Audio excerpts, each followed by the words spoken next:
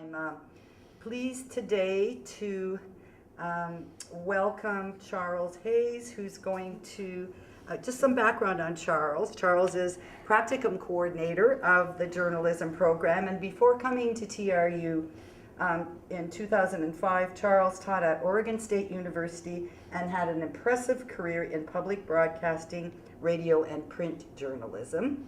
And I welcome all of you remote people too. So, thank you, Charles. Thank you.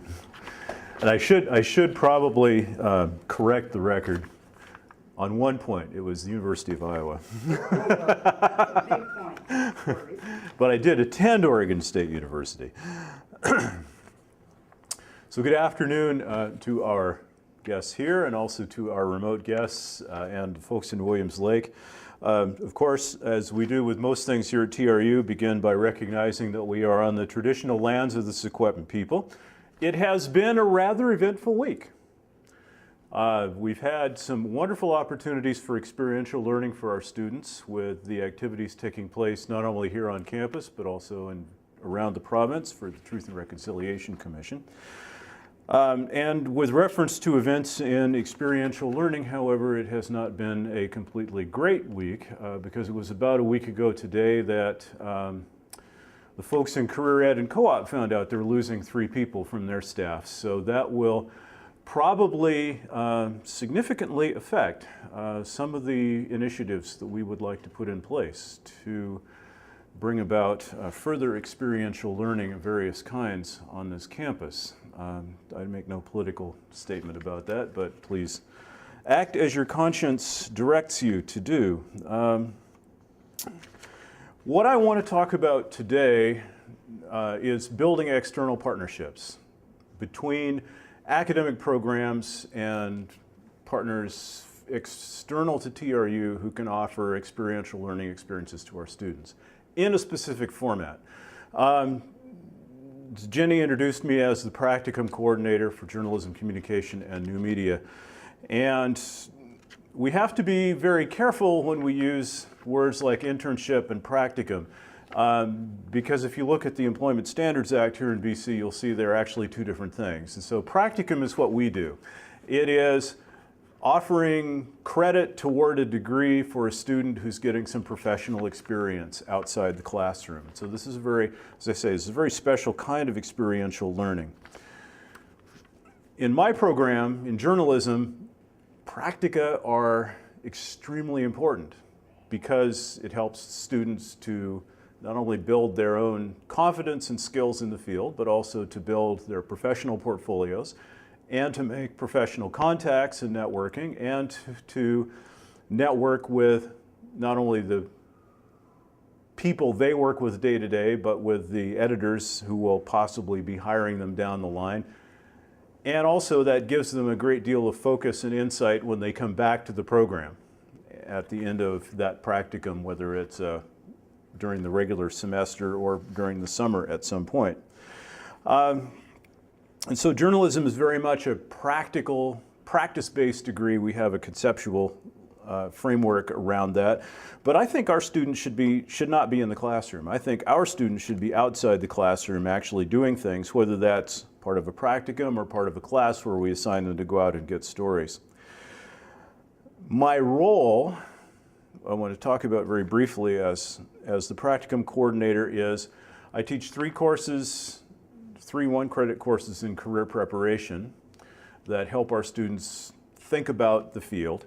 And then I also bring any experiences we get, any offers from employers, any practicum offers to our students' attention, unless I think it's not a good fit. And there are some external partners that we don't work with. One of those types of partners, what I guess the buzzword now is voluntourism. Sometimes that's more about the tourism than about the volunteering. And so we have to be, I think, careful and reflective about what we're actually hoping our students will get out of an experience. Another kind of experience that I really don't encourage our students to do is the sort of NGO experience that asks them to make a donation of several $1,000s to an NGO in return for the opportunity to go to a developing country and practice as professionals while training people in that country in their profession. I do get those opportunities passed my way every once in a while. I did have a student take that up a few years ago, and she did it with full knowledge of what she was getting into and why she was doing it and what it was going to cost her and what she might get out of it. Frankly, I advised her not to do it, but this is another kind of opportunity that I think is really not, except for that very rare student, it's not a good fit to our particular student population. So I also, because we maintain a mailing list of students who've already graduated from the program, I also get other positions and put them out for those students by way of it being something of a job board. And I try to help students find experience that fits their educational plans. And then I also work with our external partners, newspapers, television and radio stations, PR agencies, public information, governmental agencies, to try to make those experiences fit our students. And that's really just a communications process of saying, here's where the students are in their educational plan, here's the kinds of things they need from you, if you don't already know as an employer, and then also what are your expectations back to the students. So my role is really a facilitator. I also have been known to fill the role of a mediator if there's a conflict between the student and their workplace supervisor. But my role is not to micromanage. My role is really to oversee and try to guide the student toward fulfilling that part of their educational plan that comes from this kind of experiential learning. That said, some students are more interactive than others. I had a student a few years ago who was offered a practicum placement at her hometown newspaper where she had been hoping against hope she would get a practicum placement. The phone call offering her that placement was made to her desk in the newsroom where she was placed at the time, and the editor there overheard her discussing whether she would be able to get out of that practicum to go to the one she desperately wanted to have, which led to a little bit of PR work on my part. Basically, the student called me and wanted to know what she should do, and I said, well, you're in a placement, you should stay there. This is a commitment. They're depending on you. So I don't always come down on the side of the student, but most of the time my role is to see that the student is doing what they should be doing. And of course I also have to assign a mark.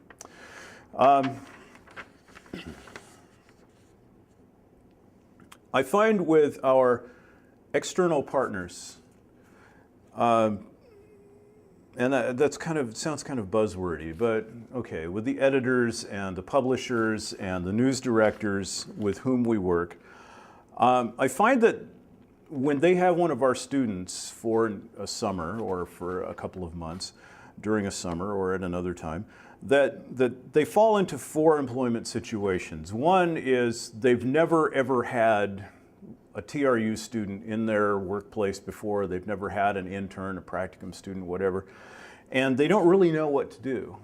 They may think back to how they were treated on their practicum, for instance, and that may or may not provide them with useful guidance. They may have had one of our students. They may have had one of our students and that didn't work out well. That does happen. That may be the student's fault, that might be some other issue in the workplace, or an emerging area where we're creating some new partnerships in journalism particularly is where we have more than one external partner, so that a student is not going, for instance, into a newsroom or into a newspaper office or doing public information work for the BC Forest Service or something like that, but is rotating their experience through a number of partners who have gathered together into a collaborative arrangement. And that kind of partnership is something we're just actually test flying this semester. There's the campus radio station CFBX has a young man who's actually in the law program here by the name of Chris Albinati, who's also got a background in community radio. And he and Brent Zwicker at the X got some grant funding to support paying honorariums to some students to learn about and to practice community journalism in a radio format. And Chris and I talked about this because I saw this as being a great opportunity for our students to engage with what he was doing, and we also have managed to bring in the Omega, which is the campus newspaper, as well as a partnership with CBC Radio here in Kamloops to rotate students through various aspects of reporting in the community in various formats. So not only through the X, where there's multimedia opportunities and radio, but also Omega, where there's additional multimedia opportunities, and of course through CBC Radio here in Kamloops, where that's an emerging kind of partnership with us that I've been pushing for very hard for a number of years, trying to get some interest from the CBC in taking on our students to not only teach them about community reporting, but also for our students to have that opportunity of getting their foot in the door. Once you get your foot in the door with CBC, the prevailing wisdom is it's pretty hard not to keep getting pulled back in the door to do stuff unless you just really just walk away from it. So one reason this has been particularly critical for us is that we're not a broadcast program. We teach some skills in some of our classes that are relevant to audio and visual techniques, but we don't have a broadcasting program like BCIT does. And so we're at a bit of a handicap. And so with particularly our partners in the broadcast industry, CBC, CFJC, Radio NL, VOCM in Newfoundland, basically they want me to ensure that the students are over a certain minimum level, and then they will take them from there. But finding the students who want to get over that minimum level, which requires a certain amount of initiative and drive on the part of a student, is it's part of my job that's extremely interesting, but it also requires, again, that feedback from the external partners. So what is it that builds those external partnerships in my view? Well, I think there's one key. There's 4 things that I think work toward building external partnerships, but one of those things is absolutely key. What is that thing? That thing is students. If a student isn't willing to go out and take on a practicum or a learning experience with an external partner, there's no need for the partnership. You can't build that. The students have to go out and be committed to it. A student who just goes out, oh, I'm getting 3 credits for this, and all I have to do is keep my head down, do what I'm told, and just survive the next 6 to 12 weeks, and I'm done. They don't impress employers much. But a student who goes out and says, here's what I know how to do, here's what I want to learn, here's what you're trying to teach me, here's what I'm practicing. Can I take on an additional challenge? Can I do this other project? Can I learn this thing that I don't know? I think those students, gratifying as they are to work with, are also excellent builders of that collaboration, because then I have an editor, a news director, a public information person coming back to me and saying, we had one of your students last year and they really worked out well. Now we'd like to have another one. Instead of, oh, well, that one was kind of a lemon. How about we maybe see if we can't get somebody a little more motivated this summer? So you can guess which side of those, which question I'd rather be facing. But we also need to have, as we do here at TRU, a supportive structure that lets students get credit for external experience. Okay? Sometimes in practicums, they don't get paid. It's a reality of the business. Sometimes practicum students don't get paid, and sometimes they do. And co-op is a different structure entirely. The law says, of course, that if a student's getting credit, they don't have to be paid. But if they're not doing it as part of their degree or part of their educational plan, then it qualifies as work. If it qualifies as work, they need to be paid. And that's the whole focus of the debate over unpaid internships that's been taking place in the media as well as in the halls of power these last year or so. I think we also need to have, of course, a network of employers, a network of those partners who can offer some kind of experience to our students. And my method of building the network is very much like the snowball method of doing an ethnography. Ask one person, is there somebody else who could use one of our students? Ask for 2 names, go to those 2 people, ask each of them for 2 names of people where we might be able to place a student. Because particularly in British Columbia, for instance, we have Black Press, which is a community newspaper chain with several regions in the province. They all know each other. All these editors know each other. They know where the openings are inside their chain. Glacier is the same. Post Media is the same. Bose Media and Sun Media. They're all the same, basically. So if I can get one editor to take one of our students, then I've got a really powerful wedge there that I can use to open up other opportunities. And we also, I think, need to have additional regulatory support in British Columbia and actually across Canada for paid work for practicum students. I've been working with the Canadian Intern Association and talking with some other groups that are doing kind of the same work. And their position is essentially that they're not against practicums, where a student gets credit toward their degree but may not get paid for that work. But they are about the unpaid internship, the unpaid work that doesn't give a student credit toward their degree. That legal structure in BC makes it difficult for me to work with some external partners when they are looking for students and maybe a student isn't coming to them, and we may have a graduate, let's say, a recently graduated student who wants to take advantage of, a practicum experience that they didn't take up when they were in their degree program. We don't require them to do a practicum, but we will give them credit for it if they do it.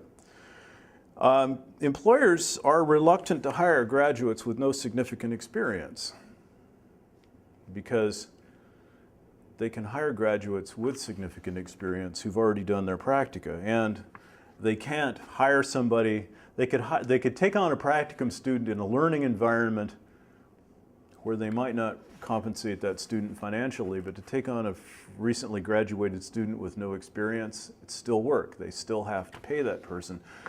And that's an ethical hurdle. That's not necessarily so much of a legal barrier, but it is an ethical hurdle that I try to get the students as well as the employers to think about. Before we turn the focus outside of this box we call journalism, though, a story from the field about an external partner that I've been working with to get one of our students, to get an opportunity for one student. There's a very tiny community nearby which has a paper. The community is Valemont. 2 years ago, the editor called me up and said, we need a student to come up here because we need a practicum student, and also because we need somebody who can kind of rotate through some of our positions and give people a little time off. I said, great. What are the particulars? Here's where we are. Here's what they'll be doing. I said, okay, is there any honorarium, any salary, any kind of wage or stipend attached to this? And she said, no, we can't afford to pay them anything. I said, okay, well, just asking because a student's going to have to come up there and find a place to stay for the summer. What kind of places are there to stay there in Valemont? Well, we do have a bed and breakfast here. And I said, I can't really see one of our students coming up there and living in a bed and breakfast for 6 or 8 weeks and working for you and also probably maintaining a lease on their apartment in Kamloops and so forth. I said, if you can't offer at least, a basement suite where the student could live for free while they're there, this may be a very difficult sell. You're asking for a very special student. And as it turned out, no one wanted to take it up, and I wasn't horribly surprised by that. But this year they called me back and said, well, okay, we're offering a place to stay and a small stipend, and here's what the student will be doing. And I said, great, it sounds wonderful. One of our students was that close to taking it, and something happened in the newsroom. They had to redirect the financial resources, and they said, well, look, we're really sorry, but we're not going to do the internship this summer. And although that was a disappointment, I think that's an improvement, because we have an external partner who recognizes, number one, the importance of sustainability planning inside the organization. How do we get new people in? We get them in by bringing them in as students and showing them how we work here. But they also recognize that there has to be, as I guess I've used the phrase ethical a few times, but there has to be that recognition that a student is taking on a significant burden to go to that location, and so we have to work together in order to make that happen. Okay. Briefly, in looking at this and recognizing that this kind of experiential learning is very specific and maybe almost entirely specific to journalism and communication. But I think there are some ways to think about this with reference to other programs. And so this is where I want to kind of engage some discussion, is in thinking about your own personal path through your education, the work world, to where you are now as an educator, and asking, is there a place for this kind of experiential learning in the departments, other departments on campus, and who are some of those external partners that might be reached out to bring that a little bit more to reality in the departments. So we have a little bit of a representation here, and so I would like to take some questions, comments, whatever, with reference to that. And I'd like to close with close my comments anyway with two stories that are very closely related. I call this success and not so much success. And these are both students I had when I was at the University of Iowa. We had a 4-year journalism program, and we had one student, a young woman. She came into the program in first year, and she graduated 4 years later, which meant she had 3 summers in the program. And she did a practicum at a newspaper, a practicum at a television station, and a practicum in a public relations agency in those 3 summers. She got down to the end of her degree in her last semester, and she said, where did I feel valued? Where did I feel like I had the most opportunity for advancement? Where did I feel like it was a good fit? And she went to a newspaper. About a year after she entered our program, I had a young man who came in, and I taught the first class the journalism students got, which was an Introduction to Reporting Skills and Techniques class. He was in my class, but he just wasn't really all there all the time. I had to nag him to get assignments in. I finally called him in and said, look, if you're trying to get a D and just barely pass the class, you're not making it. You're going to have to work a little harder. And so he did. He passed the class, and I didn't see him again until 3 years later. He was taking his last class in the program, which was a class in magazine writing. And I had to call him in, and I said, look, if you're trying to get a D in the class, it's not happening. You got to work just a little harder. And so he picked it up and did what he needed to do. And I said, what are you going to do when you graduate? I don't know. Have you talked to the internship coordinator or the job placement advisor here in the department? No, I don't even know who they are. Have you done any work in the last 4 years in the field? Have you written any freelance articles or sold any pictures to the paper or worked for the campus radio station? Or no, I haven't done any of that. And I said, I'm not going to tell you that you wasted your education, because I don't think education's ever wasted, but I think you could have made more out of it. What are you going to do? He said, well, my dad sells insurance, so I guess I'll just go back home and work for my dad. And I said, well, you know, have a nice life. I mean, I really hope you succeed in that. But I think you could have done some things to reach out to some of the external partners we had there to make your education richer. And I think that's my goal, is to try to get our students to make their education somehow richer by getting that kind of experience from the field. So, questions, comments? What are you guys doing in your departments? Well, I wish we were doing more in English, and what I can think of in English that we do, which is different but has some similarities, is service learning. Will has lots of experience with that too, the academic service learning that we do. I personally tend to have supervised students who go to Western Canada Theatre and work there in a whole variety of capacities. And invariably, it can be difficult recruiting those students, but if they do express an interest, it's fascinating to see their growth. And I imagine you would observe the same thing, just an exponential rate of growth. They go away thinking that having a week to get something done is an incredibly tight deadline, and they come back and say, can I get that to you on Tuesday so it's off my plate? A question for you, though. Do you find that with Western Canada theaters that they're more aware that we're here, and so they're actually reaching out? It's not like you necessarily have to push a student out there and say, hey, here's one of our students, anybody interested? But they're pulling them up. Supportive. Yeah. They will go out of their way. I remember last winter, there were 5 students I was supervising all at Western Canada. We were having a planning meeting, and everyone from the artistic director on everyone in the organization came at 8 o'clock in the morning, because that was the only time all the students could make. And if that isn't a sure sign, it's just a wonderful organization. They will go out of their way to accommodate students. And is that a frequent experience that you have? Somewhat, yeah. I think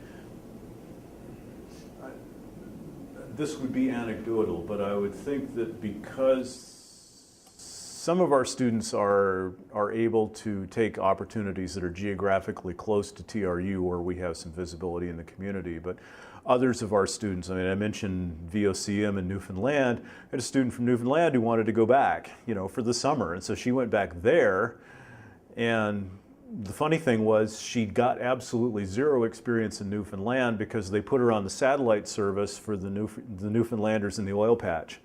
So she got great exposure in Alberta, none in Newfoundland, but she had to go to Newfoundland in order to get exposure in Alberta. But there are a lot of opportunities that take place kind of outside our, what do they call that, our catchment area, which puts our students in competition with students from other programs as well. Fortunately, I don't know whether we can necessarily take credit for it ourselves, as I say. I think it's the students, but they do show very well when they get out there. And that then brings back, you know, those kind of comments, because I call those employers to evaluate the student, but also to, you know, to say, look, are you interested in having more? Are you interested in finding out more about our program? Can I send you some more information? And sometimes they say, well, you know, we tried one maybe in a couple of years, and other times they say, yeah, can you send 2 next year? I have a question related to that. You said that it's optional for the students to have the practicum experience. About what percentage do opt for a practicum? It would seem to me 100%. But well, you'd think, yeah. We actually had a required practicum for a couple of years. We tried it. It turned into being a significant source of stress for some students because of that unpaid practicum thing. I mean, you get a student who has a job in the summertime that makes all their money for school, and you're saying, okay, well, you're taking 6 to 12 weeks to go into a workplace where they're not going to pay you, and then you get the rest of the summer to try to catch up the earnings that you would have. That's not a comfortable thing to say to a student. It's running about 75% right now. 75% of our students are taking it up in the summer. Now, you mentioned service learning, and I'm a real strong proponent of that. I do a lot of service learning opportunities with students. We also have a class that's a senior project class where they propose, again, it's essentially it's one-on-one, but it allows the students to either propose a research project like a directed studies or to propose more of that service learning, getting out in the professional world kind of experience. I'm glad to hear that, because in that, otherwise students who were the least wealthy, to put it, would be the most likely not to have the practicum experience, but with the service learning and directed studies, that doesn't enter into the picture. Yeah, it gives them that opportunity to fit it in during the year, which I think is, if we're going to expect the students to do the work, we need to also give them the space to do the work. And that's one of my goals, is to try to give every possible opportunity to a student to do something, because we have professionals come and speak in our classes, we have professionals come and speak at our opening of the year party every year, and to a person they all say, if you want to succeed in my portion of the field, you need to have this, you need to have some experience, you need to have some networking, you need to know what it's like to work as a professional. Otherwise, a student graduates from here with a degree in journalism and no experience, yeah, they can do that, but they're 2 years behind when they do that.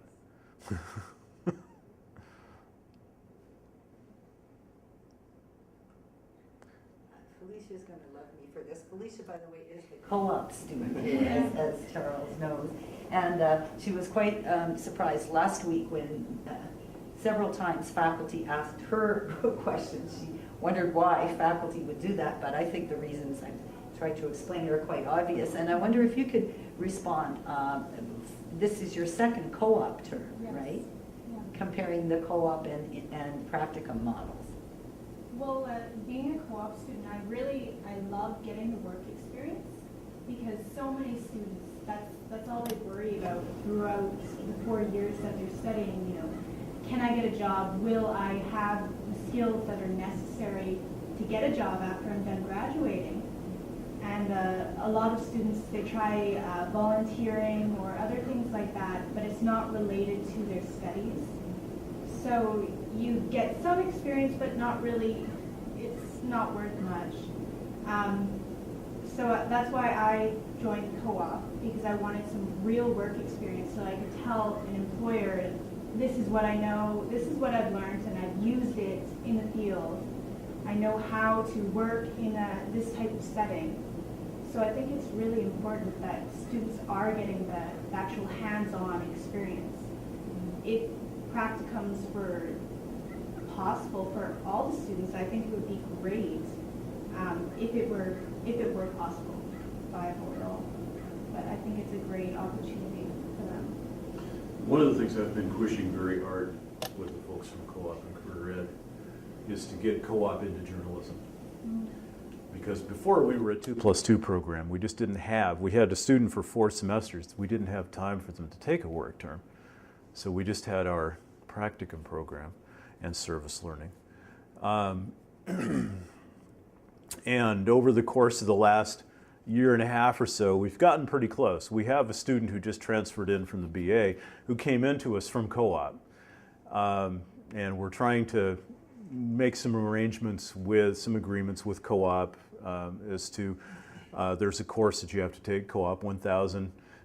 We have a course in our program in journalism that's very similar to that, and so one of the things we've done is to begin the process. It hasn't gone beyond, okay, now we need to do the paperwork, but to agree that this course and that course are essentially the same, that we'll accept them interchangeably. And the other thing that we then have to do is to get some support from Co-op and Career Ed faculty in supervising journalism and communication students in co-op placements, which is the part that's a bit problematic considering the cutbacks that they're undergoing there right now, which was a bit puzzling to me because for 2 years I've been hearing about how they were in a building mode and they had so many requests from so many departments to bring co-op in that they just couldn't, they didn't have the workload to carry all these people, and they were trying to find ways to creatively integrate new programs into co-op, and then like that, and what happened? You know, it's Just about a week ago? yeah. So last Friday they had a meeting, and since I am not in co-op and career ed, but I know many people in there, at least I know, you know, the upshot was that their 3 sessional employees are evaporating.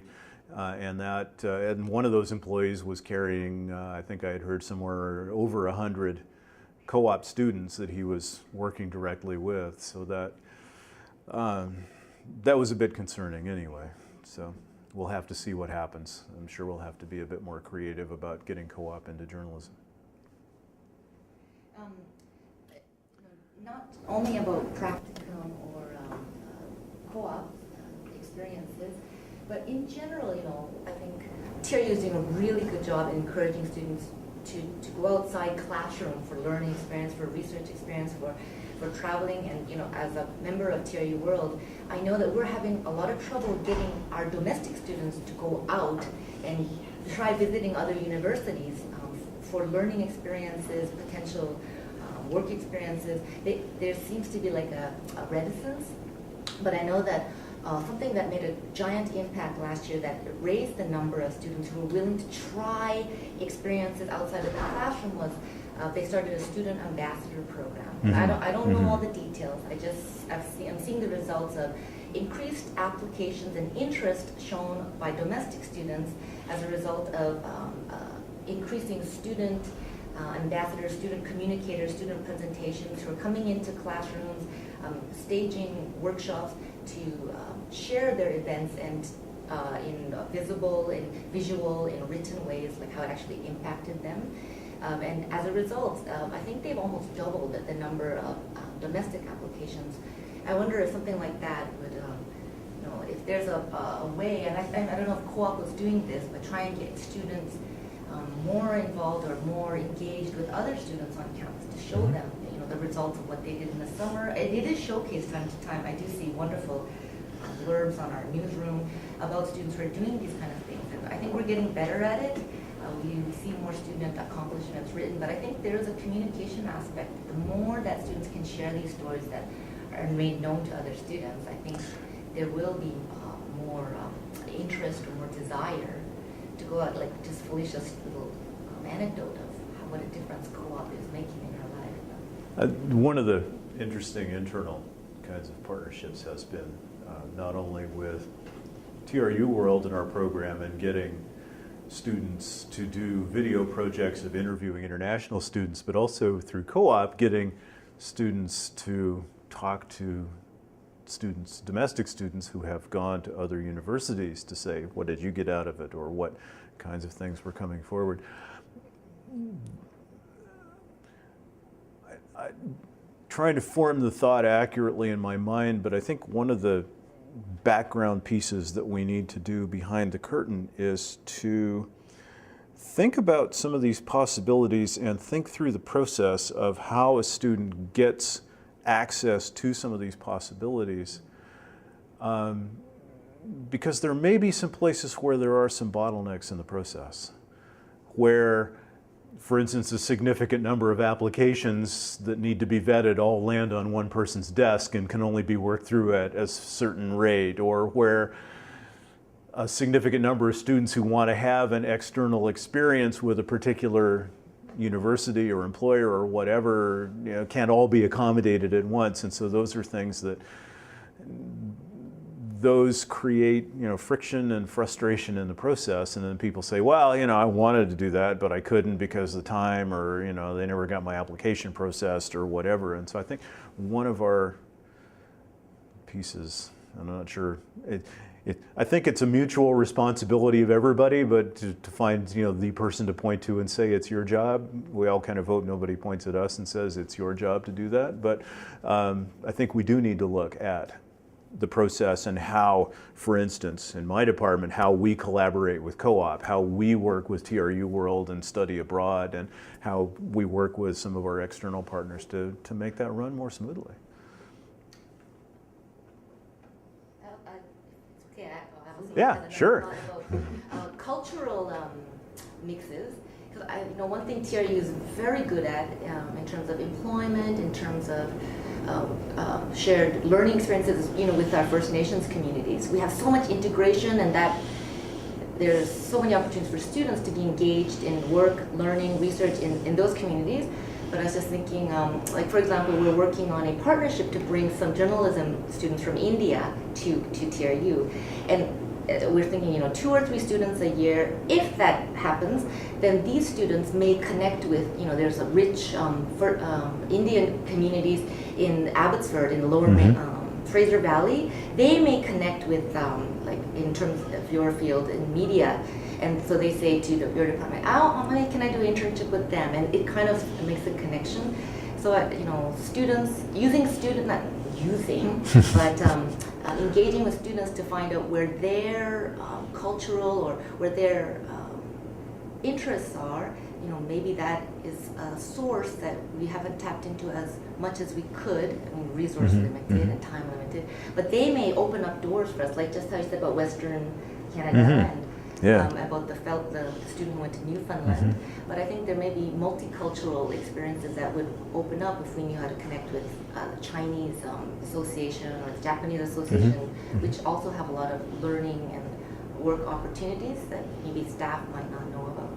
Yeah, and I've heard about that emerging partnership,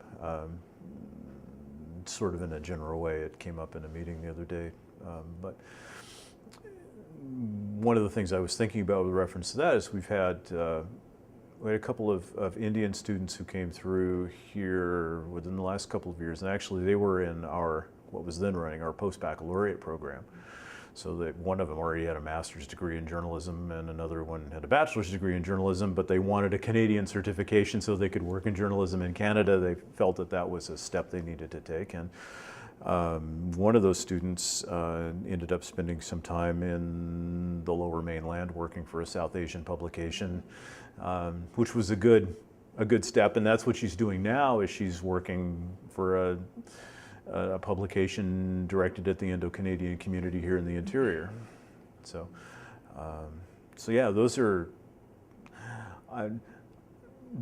great because those are communities into which I have very few entrees at the moment. So a student who goes out and does a really good job for them, suddenly that editor is aware we're here, and we can say, can we put someone there?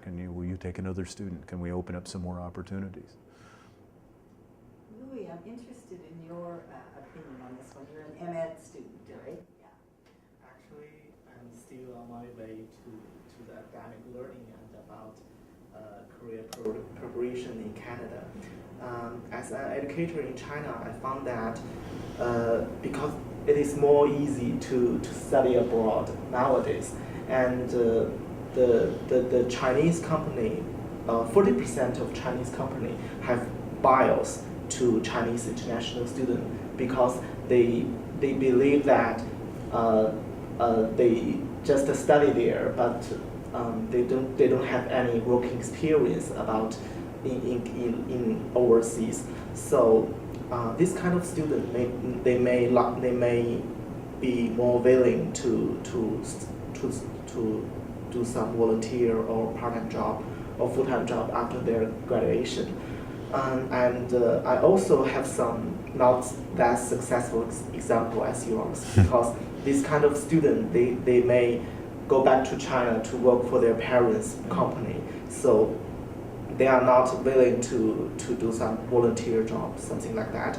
And also some students, they need the constant support for them to lead them to do some part-time job or something like that. Yeah, that is my opinion.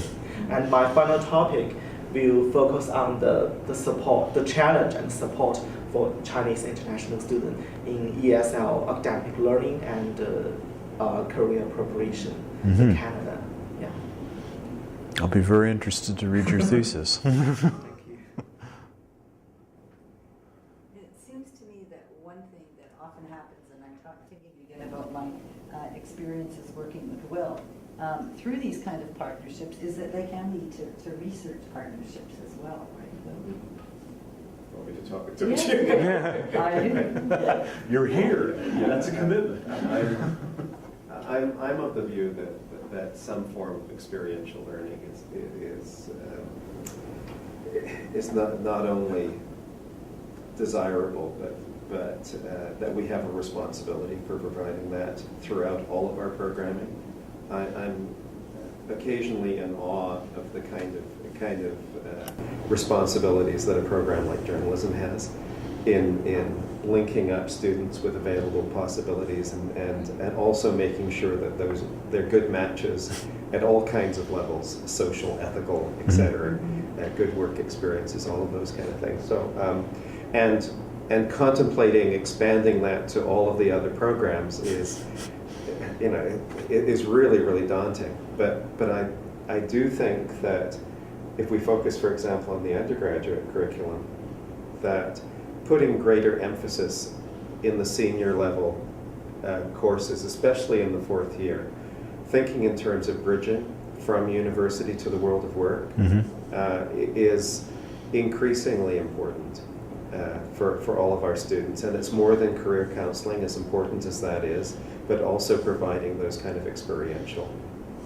opportunities, experiential learning opportunities. The area, Jenny, that you're mentioning about research, which obviously dovetails with this, I think an important difference that we're finding is that whereas a practicum placement or an internship in an organization, whether it be a newspaper or a not-for-profit organization or whatever, necessitates a commitment from that organization to supervise, to do some training. It really is a commitment. When people talk about unpaid, it's unpaid both ways. Yeah. For the supervisor at the other end, it's also an investment of time and resources, et cetera. And some of them do it because of the love of providing that kind of teaching experience, I guess, right, within the institution. When we move over to the research area, what we're finding, because we're out of research and grad studies, we're pursuing the kinds of things that we did with the Kira, but writ large for the entire university. And we're going to organizations like, I need not name them particularly, but like the United Way or nonprofits, and saying, would you be interested in a research student? Or we have a faculty member who's engaged in research and would like to have a research student working with her or working with him in conjunction with a community group like Western Canada Theatre or whatever. But they have a research project. It's a research question that they're going to go and explore. And if it's mutually beneficial, there's virtually no supervision on the part of the organization. It's rather cooperation. Yes. Giving access to files, giving access to documents, or whatever it might be necessary for that student. And most of the people that we talk to have a hard time at first differentiating between the internship where they need to supervise. Well, we don't have time for that. And that's their first blush response. But then when they find out that there's work for, well, it's not for free anymore. I was about to say for free. But what we're saying now is come up with some money. And remarkably, these not-for-profits can usually come up with a couple of $1,000s. Our office will chuck in another $500 as not exactly matching funds, but partial matching funds. And there's other research grant money to be had and so forth too. And there's external funds, et cetera. But let's say that all we're dealing with is that amount. Then there's a $2,500 amount that can nominally support the student. So we're not asking somebody to do it for free. There's faculty supervision, and the community member gets a problem solved, whatever it might be, a report necessary, a field work problem that they're going to sort out in one way or another, a pilot project that they wanted but didn't have the time to do, a literature review on something because nobody has the staff time to do that. And I guess what I'm saying by all of this is that in terms of setting up partnerships, the default position, I think, for many of the people that we've been talking to in the community is internship. Is the internship model. Yeah. That's what they're thinking. And their initial reaction is, oh, we don't really have time. But when they find out that there's other vehicles, like a research model, where a student can be under the supervision of a faculty member, going out there and taking what they've learned in the classroom and applying it in an academic sense, that becomes really exciting, and increasingly we're finding a real appetite for that. And that gets to a piece too that I've been pursuing in a kind of gentle way right now, but I need to get a little more serious about it, and that is that research component with specific reference to the Community News Collective. There's a whole bunch of things contained in there that make excellent research projects around public-private partnerships and new media and training students and all that experiential learning. And so there's the problem is not finding a research question around which to build a grant application. The problem is narrowing it down to one around which to build a grant application at this point. But oftentimes dialogue with the community partner can do that. Here's my area of interest. How does this intersect with your interests? And very often what we're hearing is, well, we've had this on the back burner for a couple of years, and this is exactly the kind. Could you actually investigate this for us? Yeah. And so that narrowing can take place through conversation. I could see where CBC would have a number of things on the back burner that might be interesting to pursue. I don't know if it's appropriate to end, especially since we were supposed to end 5 minutes ago, but to end with a problem or a challenge. But what I find is it's the same students who are taking advantage of the experiential learning opportunities, right? Felicia's on her second co-op, and I heard from Louis that Felicia has done a lot of volunteering on campus previously. Worked as a research assistant for one of the faculty members with United Way. Yes, so I've done a lot of these things. Yes, and I mean, what a rich education for Felicia. But I think of a similar experience. I had a student who didn't get a co-op placement, who was but did service learning and then became our research assistant. She had proven herself. So there's a natural inclination to go to students who already have proven themselves, and it makes their individual educations rich. But if we could somehow spread that out more. I've had a number of students saying to me, keep it quiet, because there are all these great opportunities. And if everybody finds out about it, there'll be more competition. Well, I guess if you're offering a lot of opportunities all at once, one student can only do so much. So you are going to have plenty of things. But yeah, the ongoing thing, the way I tend to look at it is a student who takes on experience after experience after experience and makes it part of her learning plan and really benefits by that. I think she's got a pretty clear view of her progress. And my goal is to get all the students to do that, but my reality is that some students are just going to say, I'm really not that, I'm just not there. And okay, fine. And we do have to, I guess, along with encouraging everybody to succeed, we also have to give the students who want a little less success the opportunity to seek that too. That's a good point, yes. Well, thank you everyone so much for attending. Again, a reminder, Michael Gorman will be talking about role-playing as an experiential learning opportunity. So dress up in your best Halloween costume next week. There's an in-class example, right, that students would be hard-pressed not to have if they were enrolled in the class. Yeah. Thanks so much for coming. Thank you to everyone who was here.